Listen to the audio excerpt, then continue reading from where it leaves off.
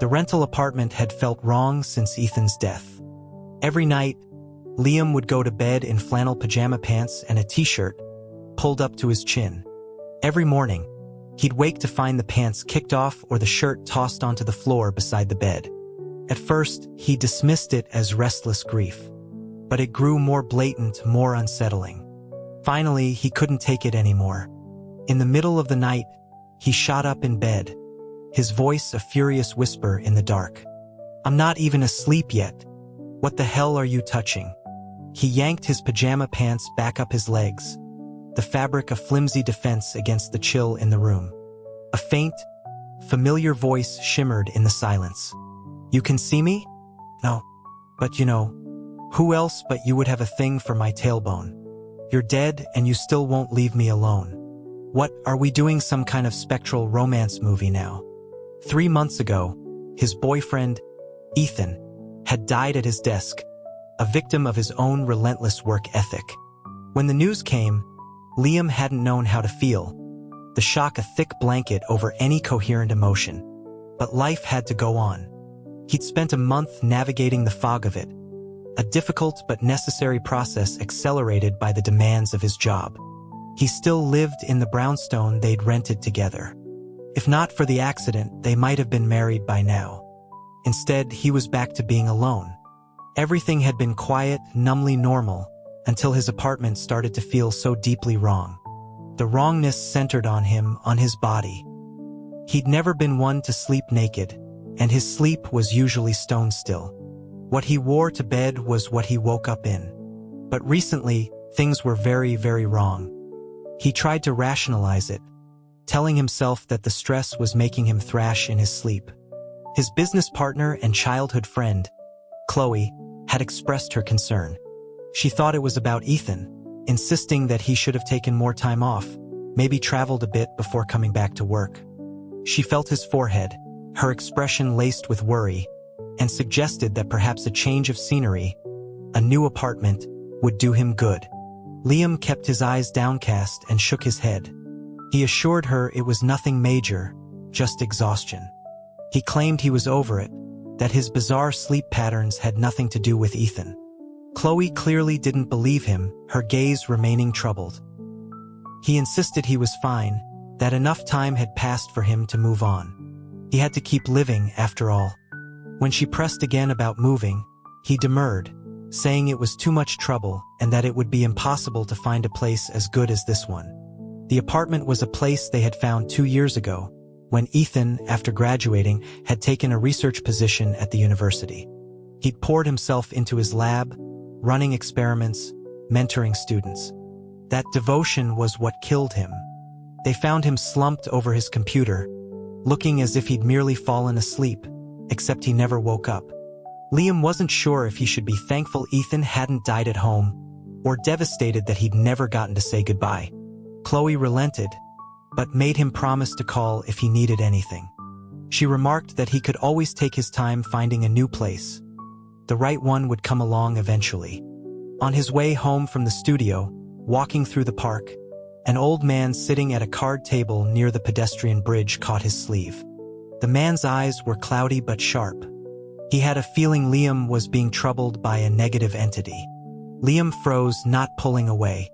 The recent events were certainly strange enough to give him pause. But Ethan's influence had turned him into a staunch materialist. Still, he didn't dismiss the man outright. He played along, asking if the old man could guess what it was. The man said it was a ghost. Liam gave a wry, humorless laugh. He admitted that, yes, the man had guessed correctly. He explained, with a false bravado, that his boyfriend had died recently and was probably sticking around because he'd loved him so much. The old man's hand trembled and released his jacket. He asked if Liam, knowing this, didn't want to send the spirit on its way. Liam scoffed, why would he do that? He joked that he was looking forward to a great paranormal love story, claiming their bond was just that strong. He glanced at his watch. His favorite streaming series was about to drop a new episode. He pulled a $50 bill from his wallet, placed it on the table, and turned to leave. The old man called after him, saying they had a connection and that if anything else happened, Liam should come back and find him. He promised he could help. Liam waved a hand over his shoulder, a gesture of clear disbelief. If Ethan's ghost was really here, why would it be bothering him? It would be haunting his precious laboratory. Ethan had loved his experiments more than he loved Liam. That was why he'd been able to move on, or at least function, so quickly. He was so certain then that he would never return to see that old man. Later, he would eat those words. As time went on, his sleep became even more disturbed. He woke up every morning feeling drained and violated, especially in certain intimate places. The sensation of sleep paralysis became a nightly occurrence, leaving him more exhausted each day, even though falling asleep was never difficult. His reflection in the bathroom mirror was a mess. He rubbed at his lower back, pulling at the collar of his t-shirt to examine the reddish marks that bloomed across his neck. His tailbone ached with a peculiar soreness, as if someone had spent the entire night caressing it. Couldn't have been him. The angle was impossible. But if not him, then who? A casual, joking remark Chloe had made a few days prior, that he looked like something was draining the life out of him, suddenly echoed in his mind. Paired with the strange happenings, a cold sweat broke out across his skin. He felt a primal fear prickle his arms. Could it be that he was really being haunted by something unclean? He walked out of the bathroom and picked up his pajama pants from the floor, a discovery from that morning. If he had done this himself in his sleep, why would he strip himself down to his boxers? He had no history of such behavior. He hastily dressed, grabbed his bag, and left the apartment. It was his day off, but his destination wasn't the studio. It was the park and the bridge where he'd met the old man. He was still catching his breath when he saw him standing there, and a wave of relief so intense it felt like tears washed over him. He ran over, his voice choked with emotion. The old man smiled knowingly, saying he had foreseen Liam's return that day. Liam nearly wept, gripping the man's hand and pouring out the whole story of what had been happening in his apartment. The man seemed confused, reminding Liam that he had previously claimed to know it was his boyfriend. Liam held on tighter. That was a joke, he insisted, a lie. He explained that the living Ethan was a total traditionalist, almost prudish, and not into that kind of thing at all. Why would he change so drastically in death? Couldn't be him. The old man tried to gently pull his hand away, but Liam's grip was too firm. The man stroked his white beard, his eyes gazing into the distance for a long moment before they suddenly lit up. He knew what it was. He declared that the thing haunting Liam must be a lecherous spirit. Liam, now perched on a small folding stool next to the man, was incredulous. A perverted phantom? Haunting him? The old man said it was only natural, given that Liam was an attractive young man. Liam felt a flush of embarrassment. He asked why this was only happening now. The man looked up at the sky, then abruptly produced a large black umbrella, opening it over both of them. Liam started to say that it wasn't even, but before he could finish, the sky opened up in a torrential downpour. He conceded that perhaps the man knew what he was talking about. The spiritualist explained that, with a partner previously by his side, the entity wouldn't have dared to approach. But with his partner's recent passing, Liam was left unprotected, giving it an opportunity. The logic felt flimsy, but thinking of Ethan, handsome, well-built, with a presence that could command a room and intimidate anyone with ill intentions, it started to make a strange sort of sense. Maybe that spirit had been afraid of Ethan. Liam bit his lip, urgently asking what he should do. He begged the man to get rid of it. He had money, he offered, he could pay. The old man sighed regretfully. He explained that while he could perceive such things, dealing with them wasn't his line of work. Exorcising spirits was beyond his abilities. Disappointment washed over Liam's face. But, the man added, since the phantom had feared his previous partner, Liam simply needed to find another. Preferably someone with a strong, vibrant energy that could overwhelm the spirit. Liam's eyes widened. Though he was emotionally detached from Ethan's death, the thought of finding a new partner so soon was impossible. He pleaded for another solution. The old man insisted there was none he could offer. He told Liam not to despair, explaining that his own mentor was far more capable, but was currently traveling and his whereabouts were unknown. He promised that upon his mentor's return, he would pass on the message to help Liam. It wasn't the resolution he wanted, but it was a small comfort. After giving the man another sum of money, he started for home. The man called out a final reassurance, stating that such spirits were generally not a danger to one's physical health. Damn that lecherous spirit to hell. Liam stared at the fresh marks on his skin and the pajamas again strewn on the floor. He felt his lower back. At least his boxers were still on. This time, he ran a frustrated hand through his hair and got out of bed. In the mirror, he saw the trail of marks spreading across his chest and side. No harm to his health? He was going mad. Who could tolerate being groped by some unknown person? No, an unknown ghost. Not him. He grabbed his phone and opened his messages to Chloe. He told her to find him some dates. Anyone. He was starting immediately. Today. Chloe was efficient. That afternoon, he was sitting in a coffee shop across from his first setup. Although same-sex marriage was legal, finding men who were out and willing to be set up on a blind date was still a challenge. The pool was small and the options were often lacking. After 2 days of it, he hadn't met a single person he could stand. He complained to Chloe that some of them were shorter than him, and that even a cute guy had the personality of a doorknob. He begged her for better options. Chloe scrolled through her phone, her eyes suddenly lighting up. She held the screen out to him. There was one last person. She was sure he'd be satisfied. And he was. The man was handsome, well-spoken, and for the first time in a long series of disastrous dates, Liam felt a glimmer of possibility. But as the man walked him home, his true colors emerged. On the very first date, he asked if he could stay the night. After a tense and difficult refusal, Liam finally managed to get him to leave, slamming the door shut and collapsing onto the sofa in exhaustion. His gaze fell on a framed photo of Ethan on the bookshelf. He couldn't stop the bitter words from spilling out. "It's all your fault. Was your research really that important? Now you're dead. I hope you can run your experiments in the great beyond. Why did you even bother chasing me in the first place?" He leaned his head back, the corners of his eyes stinging with moisture. Setting aside the work obsession, Ethan had been a good partner. He had been truly good to Liam, in ways he couldn't fault. Which was why it was so hard to accept anyone who was less. It was all Ethan's fault. Muttering his name, he drifted off on the sofa. He dreamed of Ethan, but an altered version.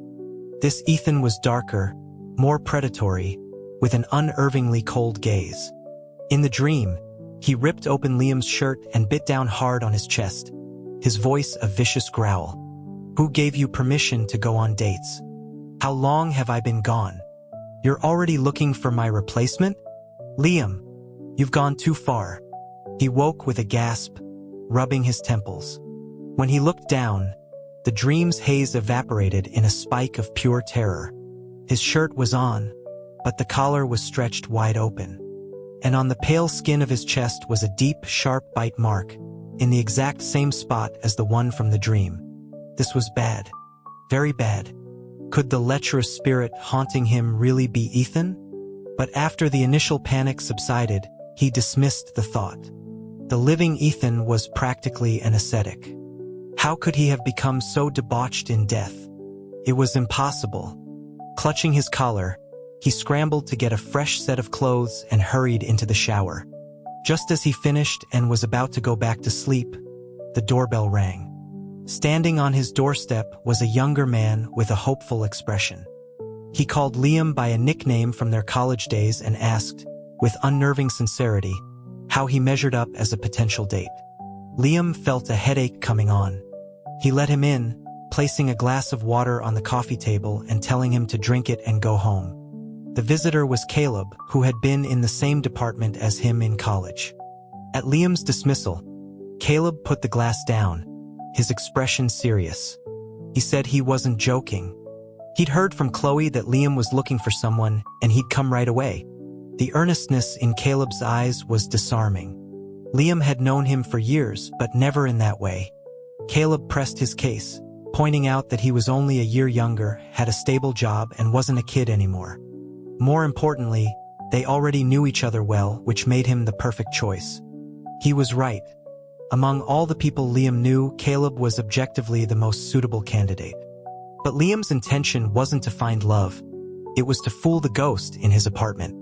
He wanted to tell Caleb the truth, but then he remembered the ghost might be listening. All his efforts would be for nothing. So, abandoning any hope of a nap, he grabbed Caleb's arm and pulled him out the door.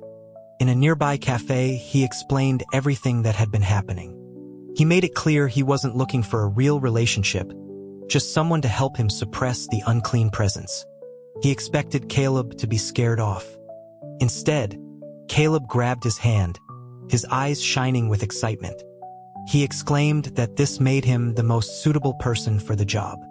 Liam was taken aback. Caleb argued that the fact Liam could confide in him proved a level of trust. If he found a stranger, he couldn't guarantee they wouldn't be terrified of ghosts. The logic was sound, and Liam felt his resolve waver. Caleb seized the opportunity, promising he didn't need a real relationship, just the chance to help. Whether Liam accepted him later didn't matter. All that mattered was solving the immediate problem. Before Liam could hesitate further, Caleb declared the matter settled. It was too late to back out. And considering how difficult it would be to find someone else so willing, Liam decided to go along with it. And so began their sham relationship, a secret known only to the two of them. It wasn't very different from before, except Liam would now send Caleb a few texts from home and invite him over for dinner on weekends. First, it worked wonders. He started waking up in the same position he fell asleep in. His pajamas stayed on. The mysterious marks vanished. His sleep improved. He felt a renewed sense of hope. Until one ordinary evening, after Caleb had dinner at his place. As he was leaving, Caleb turned and gave him a quick, surprising hug. Before Liam could react, he pulled away with a wink, explaining that a couple with no physical contact would seem fake. Liam, flustered, agreed and told him to get home safe. Lying in bed that night, replaying the hug, his mind unexpectedly drifted to Ethan's embraces. Their physical intimacy hadn't been constant, but it had existed. Ethan's chest was broad, and being held by him felt safe. His arm would rest on Liam's waist, his fingers eventually finding their way to his tailbone, where he would sometimes rub soothingly. Rubbing, a jolt went through him. Ethan's touch. It was just like the ghosts. But trying to compare the two felt impossible, a phantom memory against a spectral assault. With his mind racing, sleep didn't come easily. The strange sensation returned. The feeling of sleep paralysis was worse than ever, pinning him to the mattress. He was helpless as the unseen presence roamed over his body until he finally passed out from sheer exhaustion. The next morning, the moment he woke, he knew something was different, and much, much worse. This time, the entity had been more brazen. Because that monster, it hadn't even left him his underwear. Before, there had been a shred of restraint. After that night, all restraint was gone. Had the temporary absence just been a prelude to a bigger attack? He endured this until Valentine's Day. Caleb had asked him out early. Liam didn't want to go, but the ghost had become more aggressive since Caleb's visits had dwindled. He figured he needed to give it another shot, so he agreed. After dinner, Caleb walked him home but didn't leave as usual.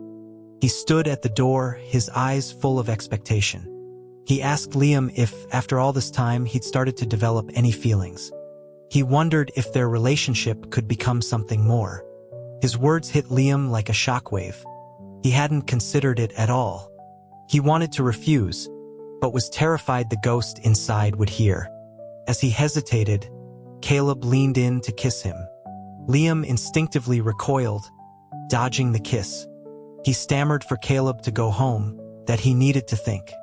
Without another word, he shut the door, his heart hammering. He went to the bathroom to splash cold water on his face, to calm his racing thoughts. Suddenly, an icy presence enveloped him from behind, pinning him against the sink. There was nothing there, yet he was completely immobilized. He swore, telling whatever it was to let him go. The threat had no effect. The thing began to touch him. It was one thing to be taken advantage of, but it was another level of terror not to be able to see your assailant. He struggled but was easily overpowered. The hem of his shirt was lifted, and an Arctic touch landed on his tailbone. The sensitive spot sent a shiver through his entire body. He tried to grab at the air, but caught nothing. The familiar sensation sent a flush of shame and an unwanted wave of pleasure through him. He bit his lip hard, trying to fight it. And in that mortifying caress, he felt it again, a flicker of recognition. An impossible thought flashed through his mind, but in this state, it was his only option. As the cold touch moved lower, he screamed Ethan's name. "Ethan, is that you son of a bitch?" The instant the words left his mouth, the icy feeling on his waist vanished. The pressure from behind disappeared. It was as if the entire ordeal had been a dream, but the lingering sensations on his skin were proof that it had been real. A breath he hadn't realized he was holding escaped his lungs. He braced his hands on the sink, looking at his reflection in the mirror.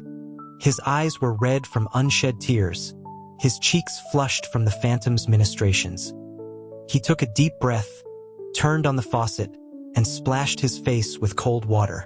His mind, now brutally awake, started working. The lecherous spirit. It had to be Ethan. No other ghost would retreat at the sound of his name.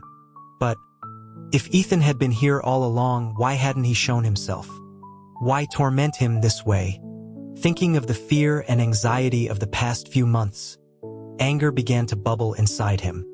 If it wasn't for him, he wouldn't have been so terrified, thinking he was being haunted by some random pervert. Unsure if Ethan was still in the apartment, he didn't leave the bathroom immediately. He leaned against the sink, wanting to tell someone, anyone, about his discovery. But scrolling through his contacts, he realized there was no one. The idea that his dead boyfriend's ghost was haunting him would make anyone think he'd lost his mind, especially Chloe, who still believed he was deep in mourning. So he decided to keep it to himself. Besides, he still wasn't 100% certain it was Ethan. And if it was, why not reveal himself? The excuse that he couldn't communicate was bullshit. He was clearly capable of doing much worse while Liam slept.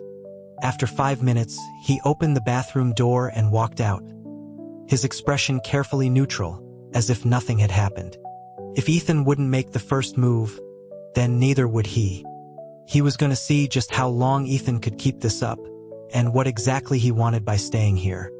A text from Caleb lit up his phone, saying that he could wait, that Liam didn't need to rush his decision. Liam's head throbbed. One problem was barely contained, and another was brewing. He typed out a non-committal reply. He knew he should end things with Caleb, that he couldn't accept him now. But a selfish, manipulative part of him wanted to keep Caleb in his back pocket, just in case he needed to provoke Ethan again. He felt a pang of guilt. He silently apologized to Caleb, promising himself he'd be honest as soon as he dealt with Ethan. Before, he had been living with an anonymous spirit. Now, knowing it was likely Ethan, the man he'd loved for years, the man he'd been intimate with, made everything feel wrong. He couldn't be sure if Ethan was present during the day, watching him.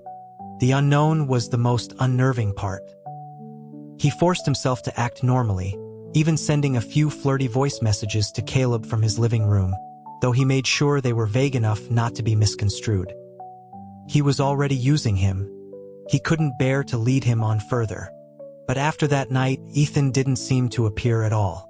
That wasn't quite right. At night, the usual activities continued unabated. The marks on his body grew more numerous. That ghost was getting bolder. Waking up to his pajamas once again scattered on the floor, Liam could only sigh and pick them up for the laundry. It was strange. The living Ethan had been a neat freak. Even after their most passionate nights, when they were both exhausted, He would meticulously clean Liam up and tidy the room before finally coming to bed. Waking up in the morning always felt like the frenzy of the night before had been a dream. Nothing like this mess. No wonder he hadn't recognized him. Ghost Ethan's personality was a world away from his living self. Liam had half expected him to haunt his old lab. It was all so strange. Had dying made Ethan realize how much he truly loved him? The thought made Liam laugh out loud. He wasn't that special. It was more likely that Ethan couldn't stand the thought of him moving on so quickly. That explanation seemed far more plausible. After breakfast, he left for work, feeling a sense of release as he stepped outside. Ethan probably couldn't leave the apartment, so he was safe for now.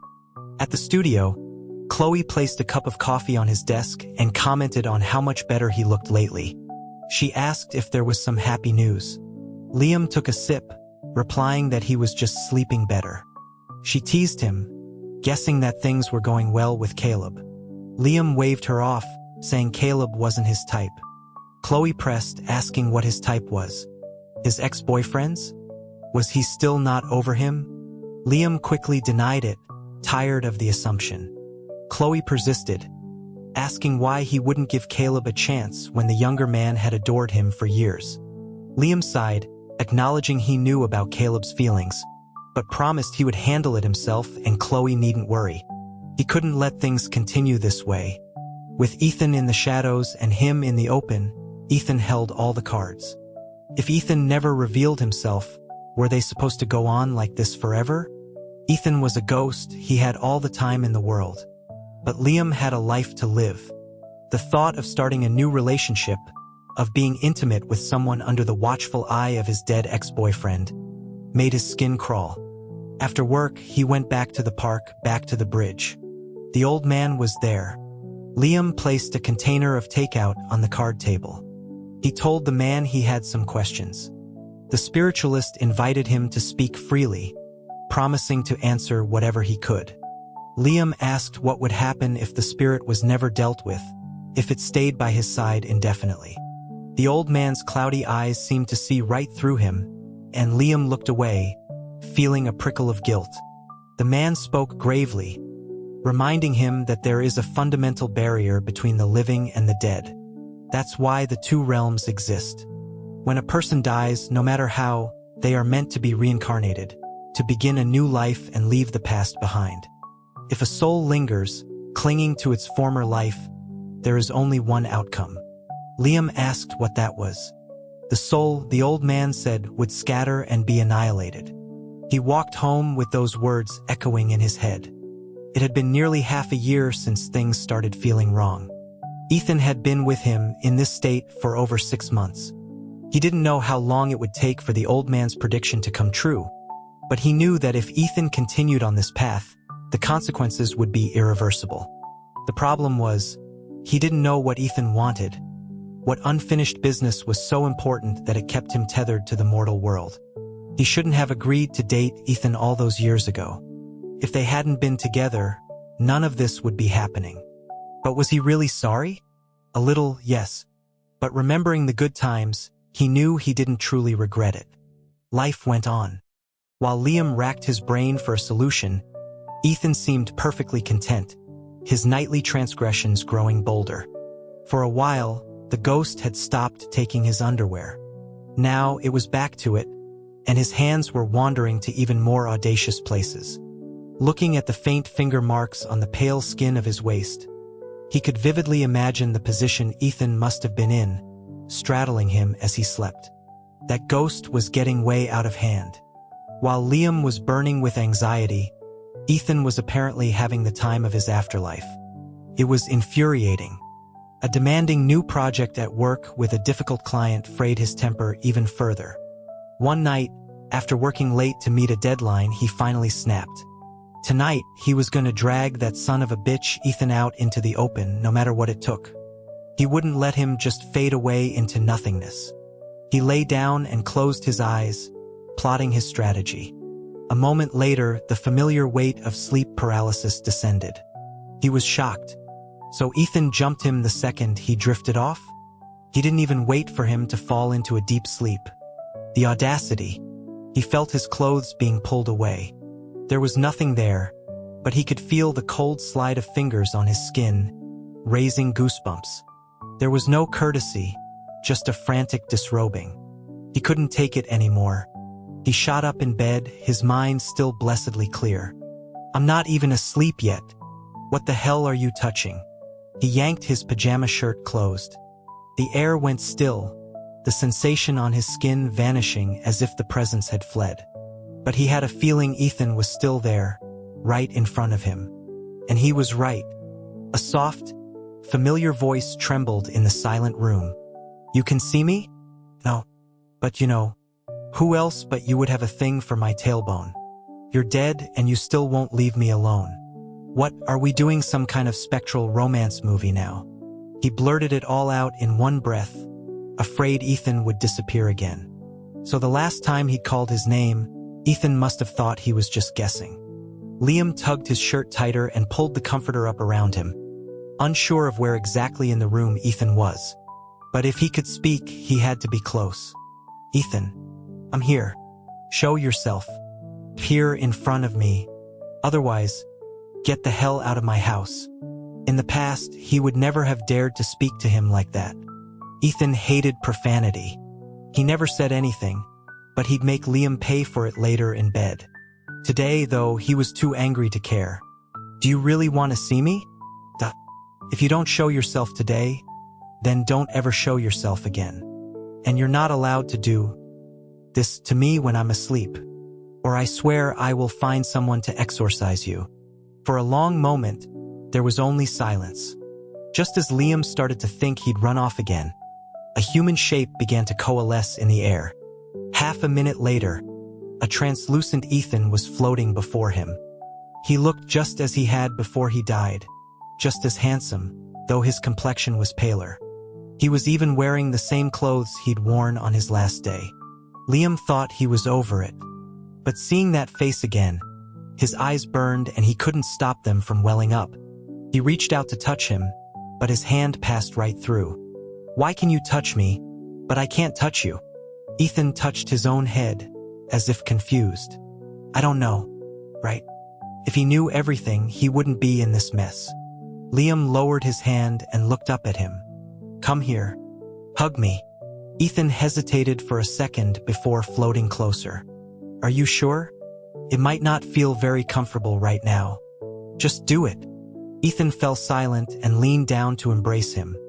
It wasn't comfortable. A deep, unnatural cold seeped into him. But still, the tears came. Ethan, I miss you so much. He felt Ethan stiffen, then relax. To be fair, only Liam had been doing the missing. He could see him every day. It was so unfair. I miss you too. At those words, Liam's grief turned to rage. He pushed back, creating a sliver of distance. The contact was so tenuous that the slightest movement broke it. You miss me? You've got to be kidding me. If you really missed me, why didn't you say anything all this time you've been here? You just snuck around at night, messing with me. Do you have any idea how scared I was? I thought I was being haunted by some random creep, and in a way, he was just a creep he happened to know. I was afraid you'd be scared of me, and I'm dead. Even if you knew I was here, what good would it do? It's better for you to just forget me, so you can move on. Liam stared, speechless. Ethan had a way of twisting things to make himself sound noble.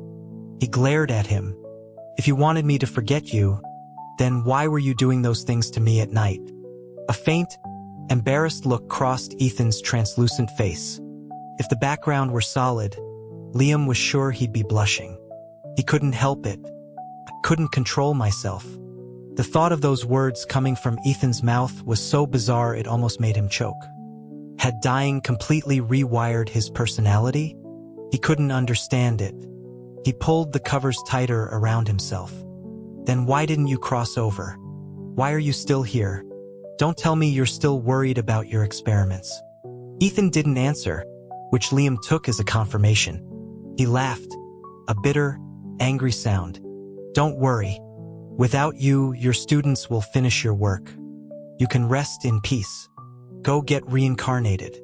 Ethan floated closer, his expression wounded. Are you really that eager to say goodbye? Of course he wasn't. But just as the old man said, things between humans and ghosts never end well. There are no happy endings to these stories. It was better to cut their losses now than for both of them to be destroyed later. And if they were really meant to be, they'd meet again in the next life. You should go. If you stay here, what if some priest captures you? Then you won't even have the chance to be reborn. They can't catch me. And I'm not here because of my research. Liam frowned. Then what other unfinished business do you have? He racked his brain. Ethan's life had revolved around two things: his work and Liam. Could it be? That's right. I stayed because of you. I couldn't bear to leave you. The words should have been touching. His unresolved wish was Liam himself. But then he remembered. If he really loved him that much, why did he always choose his lab over him? Why did he work himself to death, ignoring the countless times Liam had begged him to take care of himself? If he had just listened, none of this would be happening. If you really didn't want to leave me, you wouldn't have worked yourself into an early grave. He turned over, his back to Ethan, done with the conversation. Being tormented by Ethan's ghost had dragged him right back to square one after he'd worked so hard to move on. Ghost Ethan, however, had become shameless. He lay down on the pillow next to Liam, tilting his head to look at him, just like he used to when they slept together. Liam, I can't stand to see you with someone else. So you want me to be a widower for the rest of my life? We weren't even married. I don't want that. But I want to be with you forever. At least while you're alive. When you die, we can be together again. Liam's heart skipped a beat. He met Ethan's gaze and knew he wasn't joking. But no ghost could remain in the mortal world for that long without becoming a vengeful spirit, without risking complete annihilation. Ethan had often put work before him, but for the most part, he had been good to him. He didn't want to see him just disappear. The next morning, he woke up fully clothed, with no new marks on his body, as if the previous night's confrontation had never happened. But when he walked into the living room and saw Ethan floating there, he knew it was all too real. He hadn't responded to Ethan's declaration last night, and Ethan hadn't pushed. But from his attitude, it was clear he had no intention of leaving. Liam went to work as usual. He had thought about seeking out the old spiritualist, but on his way, he saw the man was no longer in his usual spot. The only person he could talk to was gone. He was on his own. Caleb hadn't changed. He didn't pressure him for an answer. But now, Liam wondered aloud to Chloe if it would be immoral to use Caleb for something. Chloe glanced at him, not asking for details. She just said that sometimes you shouldn't let your conscience get in the way. After all, nobody's a saint. And from what she could see, Caleb was head over heels. Liam knew that wasn't the point. He was afraid that if he used Caleb to try and force Ethan to leave, Ethan might lash out and hurt someone. He decided against it. He would solve this himself. He had to have a real talk with Ethan. Maybe he just hadn't fully accepted his own death yet. Time might help. Lost in thought, his work slowed to a crawl. He had to rush to finish everything before the end of the day. He went home with a heavy heart, but the sight of Ethan waiting for him somehow calmed his nerves. You're back. Was work tiring today? Ethan floated over. Liam now realized he must have been around during the day all along, fluttering just out of sight. He told him it was fine, and that he needed to shower and eat. They would talk later. Ethan nodded like an obedient puppy and drifted away. But when Liam went to the bathroom with his pajamas, he found Ethan waiting for him inside. He asked him what he was doing in there, reminding him that ghosts don't need to bathe. Ethan didn't move. I know, but I want to watch you. We used to do that all the time. That was then, Liam said firmly. I don't have a kink for being watched by a ghost. Get out. Instead of leaving, Ethan floated up to the ceiling, adopting a defiant posture. If it wasn't for the fact that he looked exactly the same, Liam would have sworn he was some other mischievous spirit. He couldn't believe how much Ethan had changed after death. Fine, he huffed. Watch all you want. It's not like I'll lose a pound. But it wasn't just watching. As the hot water streamed down his body, he felt the familiar cold touch on his back. His waist was encircled, and Ethan was suddenly very close enough to kiss. He fought the urge to turn around. The warmth of the water in front and the icy grip behind was a jarring contrast. Ethan, if I catch a cold because of this, I swear I'll call an exorcist tomorrow. His threat had the opposite effect. Ethan's hand moved forward. Liam was powerless to stop him. He couldn't touch him. He could only feel him. Call me by my first name. You haven't called me that in a while. Liam sighed. There was no point arguing with a ghost. Ethan, can you please just get out? We can talk after I'm done. A low chuckle echoed in his ear, and the cold sensation receded. He quickly finished his shower. When he came out, his face was set in a grim line. That night, Ethan was waiting for him in the bedroom. Liam didn't get into bed. He sat in the chair across from it. What did you want to talk about? Liam took a deep breath. Ethan, you have to leave. I can't live with a ghost constantly by my side. You know I'm not brave. Even though you look the same, you're not. You're dead. And you're getting in the way of me finding someone else. Your life is over, but mine isn't. I have to move on. You can't be so selfish. Ethan's expression was unreadable. He looked at Liam, a bitter smile playing on his lips. I'm selfish. Liam, are you serious? He had to be. Of course I am. When have I ever joked with you about something like this? Ethan shot towards him, his pale face suddenly inches from Liam's. Even with a person you loved, it was a terrifying sight. But Liam refused to show fear. Liam, you've got guts. So I'm in the way of your second chance, is that it? Who is it? That college kid? Liam's expression faltered. He wanted to deny it, but he knew Ethan would see through the lie. It's none of your business. You're dead. I may be dead, but I'm still your man. Liam's eyes widened. He never thought he'd hear Ethan say something like that. I don't care. You can't stay here. Go get reincarnated. You might even get a good life. Ethan said nothing, just stared at him, a cold sweat breaking out on Liam's back. Then, he started to laugh, a chilling, unsettling sound. Liam instantly regretted confronting him. But it had to happen sooner or later. What are you laughing at? I'm laughing at how naive you are. You think you can just tell me to leave?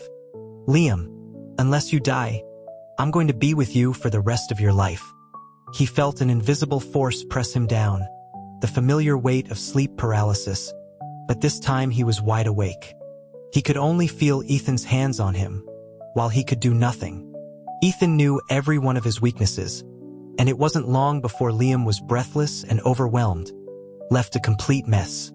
The perpetrator floated above him, looking down with a smug satisfaction. He leaned in close. See? Even as a ghost, I can satisfy you. So don't even think about finding another man. Unless you want this to happen again. Liam's teeth were clenched. You're a bastard. I always have been. Now go to sleep. If I come back and you're still awake, we'll do it again. Ethan had lost his mind. He must have. Maybe being a ghost for too long did that to a person. After that night, Liam had no choice but to accept it. He didn't dare bring up the topic of leaving again. He had to share his bed with a ghost every night. And it turned out that living with a ghost for an extended period had its consequences. Chloe commented on how terrible he looked, asking if he was sick. He touched his face.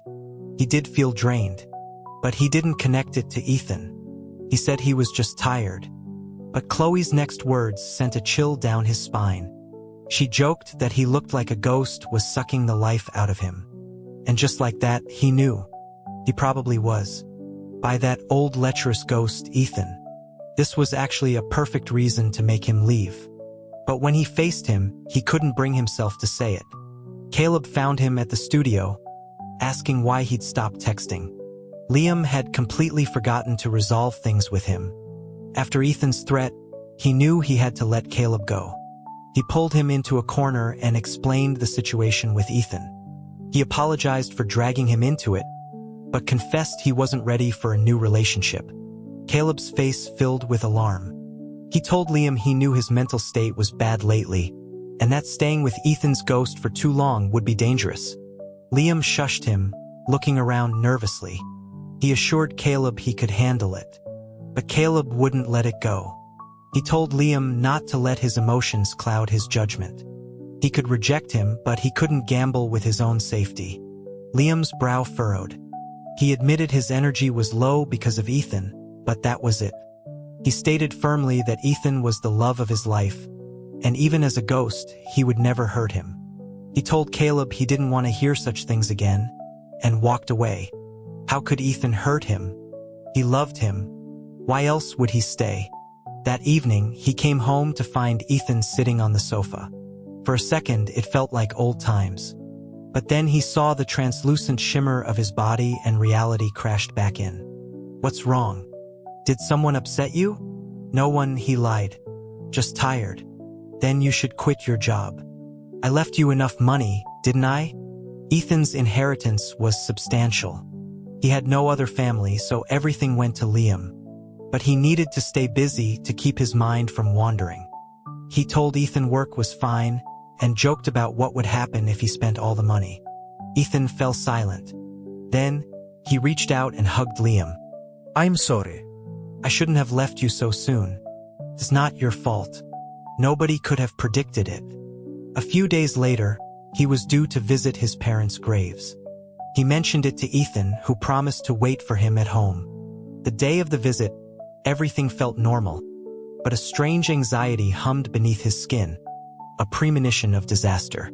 On his way back, he got a text from Caleb.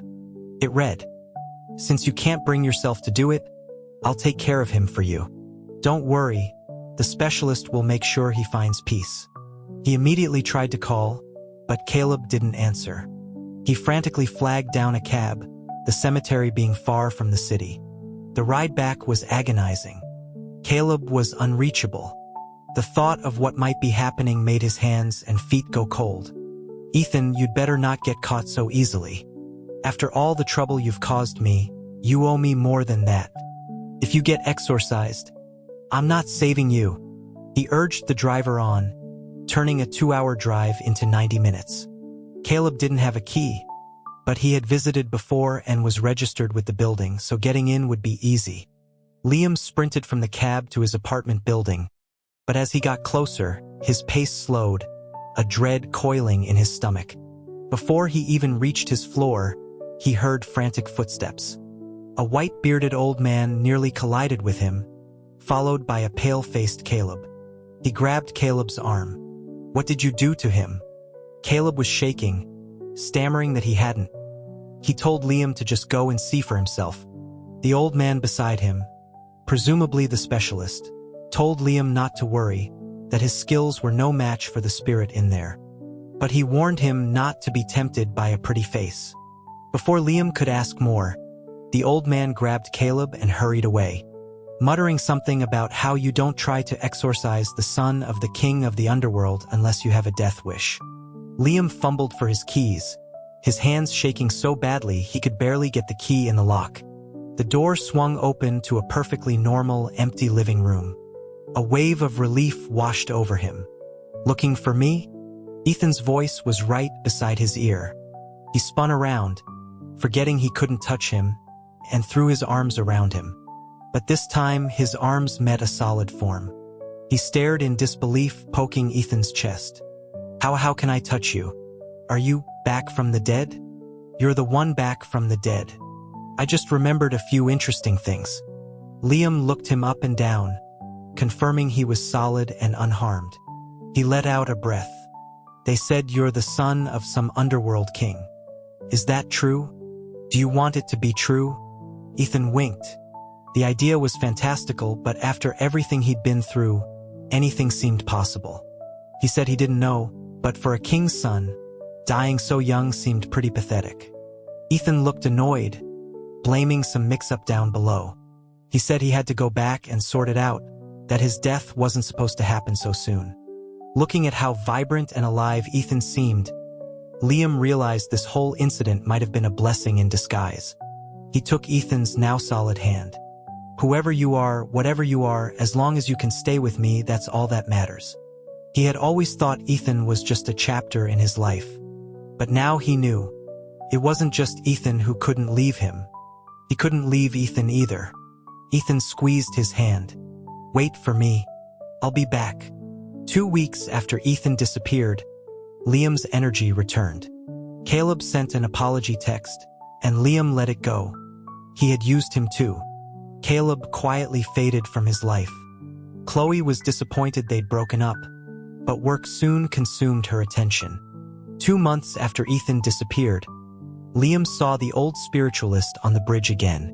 The man smiled, saying it looked like many things had happened. He hoped Liam had seen things clearly now. Liam smiled back. He had. The old man nodded, saying that fate was a mysterious thing, but sometimes waiting paid off. He wasn't sure if he was talking about Ethan, but he nodded anyway. For months after Ethan disappeared, he started to doubt. Maybe Ethan wasn't coming back. Maybe he'd been reincarnated. Maybe something had happened on his way back to the other side. There was no way to know. All he could do was wait. By the 6th month, he couldn't wait anymore. What if it took Ethan 3 years or 5? Was he supposed to just wait forever? On a whim, he filled out an online dating profile again. Maybe, just maybe, seeing him go on a date would make Ethan reappear. But his hope was misplaced. The day he received a message with a time and address for a date, Ethan was still gone. Maybe he really wasn't coming back. "All right, Liam," he told himself. "It's time for your new life to begin." He could do this. He'd done it before. Who needs who?